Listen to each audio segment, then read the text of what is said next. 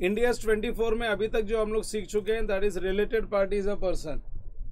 अच्छा, related party is a person में हमने ये देखा था कोई भी person, mister A, mister B, mister Ram, Shyam, जो भी है, वो अगर हमारे कंपनी में more than 60%, more than 50% shares hold करता है, वो अगर हमारे कंपनी को कंट्रोल करता है तो वो रिलेटेड पार्टी है। वही नहीं, उसके family members, close family members भी रिलेटेड पार्टीज है। और क्लोज फैमिली मेम्बर्स में 3 लाइन दिया था मैंने।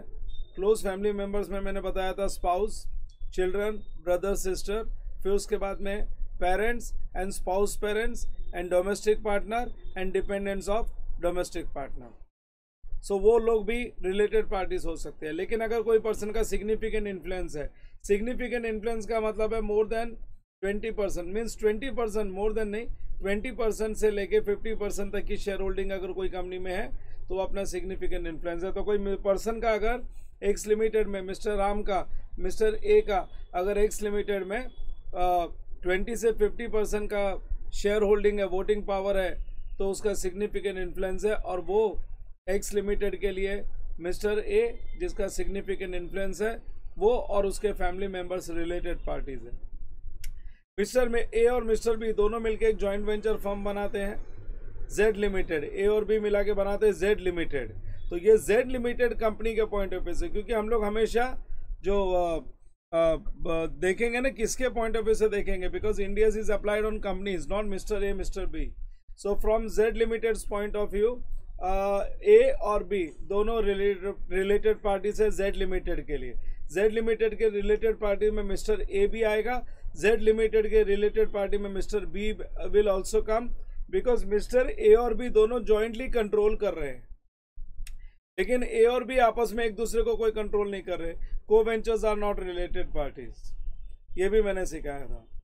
फिर उसके बाद में, इसके बाद में हम लोग ने कॉमन पर्सन देखना चालू किया था। देख लो, मैंने जो एग्जांपल्स दिए थे ना, फिर सिग्निफिकेंट इन्फ्लुएंस का हो गया, फिर के केएमपी का था, बाद में कॉमन पर्सन आया। केएमपी अगर कोई पर्सन, कोई भी पर्सन अगर केएमपी है, एक्स लिमिटेड का केएमपी है मिस्टर ए, तो मिस्टर ए और उसके फैमिली मेंबर्स रिलेटेड पार्टीज माने जाएंगे एक्स लिमिटेड के लिए।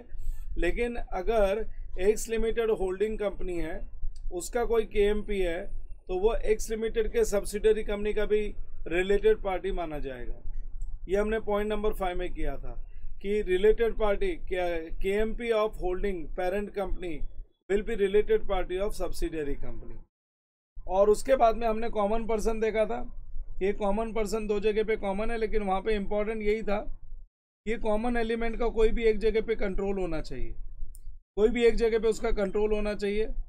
अगर कंट्रोल है, देख लो मिस्टर एक्स का ए लिमिटेड में कंट्रोल है और बी लिमिटेड में उसका सिग्निफिकेंट इन्फ्लुएंस है, तो ए लिमिटेड बी लिमिटेड भी रिलेटेड पार्टीज हुए। यहाँ पे तो दोनों जगह पे कंट्रोल है, तो यहाँ पे A limited B limited both are related parties, और यहाँ पे एक जगह पे कंट्रोल है, so both are related parties, A limited B limited.